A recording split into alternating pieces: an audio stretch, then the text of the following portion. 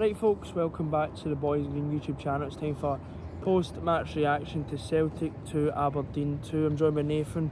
Nathan, I mean it's a game of two halves. 2-0 up. And I don't know what happened in that second half, to be honest. Yeah, there's nothing really you can say. Aberdeen came and played well. In the second half, we just never woke up. I think Aberdeen, obviously, we spoke about it when we previewed the game. Aberdeen were coming here. It's kind of an unknown quantity because, you know, we've spoke a lot about how good they've been this season. Alistair, he was very confident and Overconfident. And to be honest, it looked in that first half that, you know, it was going to. I thought we started really well. The midfield was Hatate, Engels, and McGregor. Front three was the same. Vickers didn't make it, so Trusty, Scales along with Ali and Johnston.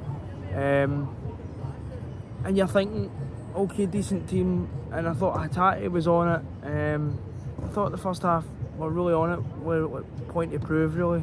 Aberdeen still came out and played football, so I think the threat was there. The first goal, I think it's really good work from Engels, passes it, then Kyogo gets to it, and then Hatate, he puts it in. But 1-0, you think, right, okay, we've really started well here. Then we get the second. It was a bit of a scramble. I've not actually seen the goal back because we were at the other end. And you think, right, in that first half, you think, right, okay, 2-0, just kind of see this out, maybe get a third. Aberdeen score, you know, just. But that second half, I don't know. We spoke about it as well during the game. I think the Aberdeen coach had a lot to say at half time. Yeah, well, no subs came out to change for Aberdeen, and everybody was in the changing room. So. But that drop off for me in that second half now, I'm going to try and look at a level kind of head, but that second half for me was, the drop off was concerning to say the least. We just looked all over the place. Just the lack of, there were no fight in that team today. I mean, listen, you could be negative to Celtic all you want, right? But let's give credit to Aberdeen. 2-0 down at Celtic Park, and then they came back and showed fight, and then we just looked like shitbags, to be honest, and never showed any fight. Every second ball they were winning, every tackle, fighting for the ball. Not one player fought for that ball. So nah, and we had our chances as well. So I can't blame Aberdeen. I thought Aberdeen were, you know, they were quite dirty, to be honest. That's what you need to be when you come to Celtic. I do get that, but I think some of the bookings they weren't getting were quite. And I'm not blaming the referee before anybody says, because I'm going to cover all it really. But the performance in that second half, Aberdeen get one back, and it's a ball from the midfield. I think Scales gets turned, and then the whole defence. I don't know. It just seemed nowhere. It just seemed a pass, and then we were cut open, and then that's when, for me, never responded. It just went nuts, to be honest. We just started no playing football. It just seemed to be up in the air. The ball wasn't on the ground. Well, just the decision making was all over the place. And you're thinking this second goal's coming for Aberdeen, and it did come. And then you're thinking, right, we need to just reset here. But yeah, game didn't reset. That's the problem. I don't know what's happened. There's enough experience in players in that team to go, alright, settled down. We just never, you know, they weren't. It's hard to really talk on because Celtic were just so poor in the second half, and Aberdeen were really good in the second half. If that's what you've got to say. Aberdeen were playing the better football. Aye. We spoke, obviously, to Alistair at the game. He made a good point. He says, seem you've been up, you know, and been in that first half really good. When you get paid back, it's hard to kind of wrestle back control, and it looked like Aberdeen were the more likely to score than us. Yeah. The pace, the tempo, anything that was there in the first half, for me, seemed to just evaporate. I don't know if they were having coffee and cakes at half time, honestly. It just seemed to evaporate. And then when it gets to 2-2, it's a kind of whole different game because it's a game where the fans are starting to get a bit restless, and every minute that passes, Aberdeen, honestly, their medical team must have been on the park about 100 times. I know everything I've done. And it was, to be honest, this is going to sound really sour grapes here, but it was a bit farcical at times. Listen, No, but I'm not making that. I'm not making that as an excuse. I'm just trying to look at the game as a kind of. Celtic fucked a 2-0 lead today. I'm not saying that's the isn't the problem. But the problem is too many players today took that first half for granted. Aye. That's the problem. And then we end up conceding a third goal, and you're thinking, what is going on here? Because Schmeichel, it starts with Schmeichel completely. I don't know what for the first time in his Celtic career, he done what Joe Hart was doing a lot last season, where it was taking massive chances, and it just ended up booting the ball out for at the corner. We're penned in, they gave away a foul, and the ball in, and it's 3-2. Obviously, it was disallowed for handball. You're like, right, come on, we'll get away with one there again. We need to go now, and we did. We kept, pressing to go and get the winner, but it just didn't see. I think we ran out of ideas. I've got an issue.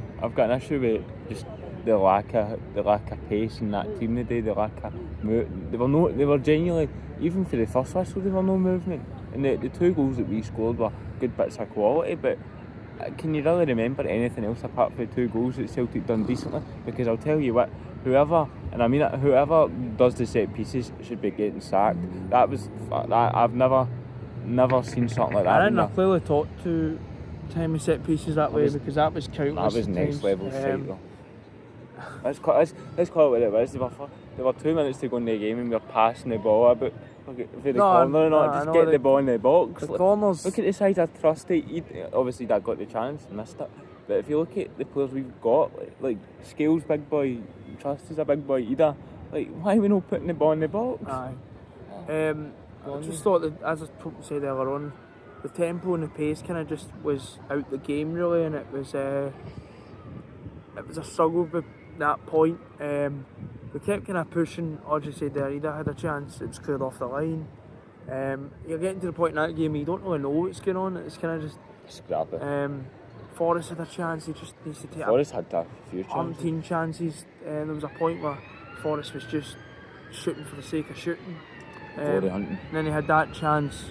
And if you just maybe took a wee bit extra time, it just went by the post. Well, I think that chance that you're talking about, I really think we should have played Bernardo, because he was literally standing in the box just asking for the ball, but.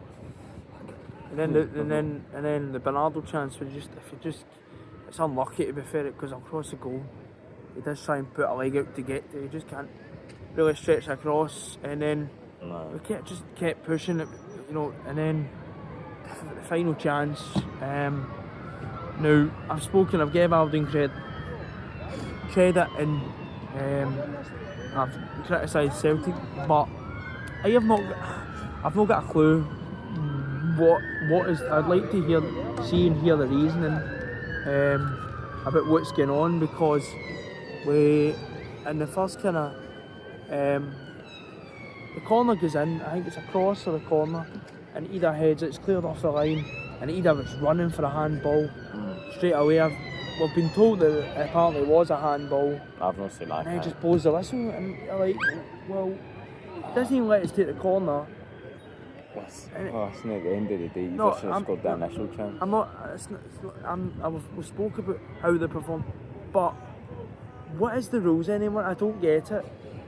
I just don't, because if it's clear as day handball, then he stopped and then blew the whistle.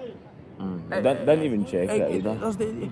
This is my issue, right? And it's not just this has been my issue for a long time with VAR. You can, if you want to say sour grapes, go ahead. But this has been my issue for a long time, just in football in general.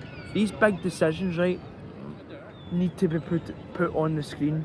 That is a goal in the final minutes of a game. Now if that's the same with Aberdeen, Celtic, whatever, Rangers, whatever, these decisions need to be gone to the screen. The reluctance for officials to use the technology properly is staggering to me. I don't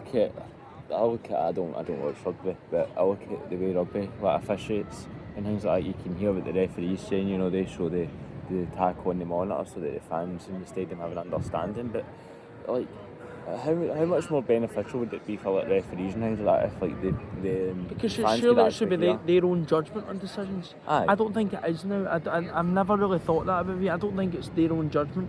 I think you're told by somebody in a warehouse somewhere or whatever it is, In that van. or a van or whatever it is, to get a decision. And you know what? Celtic lost drop points today because we're 2-0 down. Celtic 2-0 up, sorry, Yeah. and lost the points.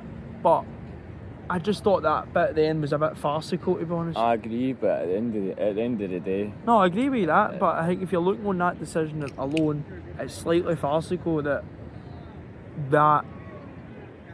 it doesn't even go to the monitor for a big decision like that. it should go to the monitor. But what can you do now? It's, you know, Because I think people would have a bit more sympathy, but they would understand a bit more if they say, all right, he went to the monitor, he said his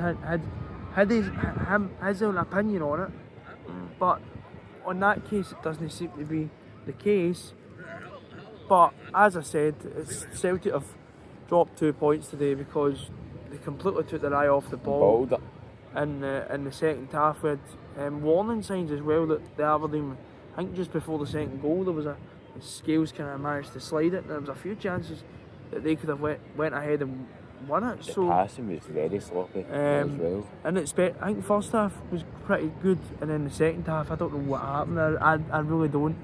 But I think, to be honest, if I'm looking on it as it's about half an hour after the game.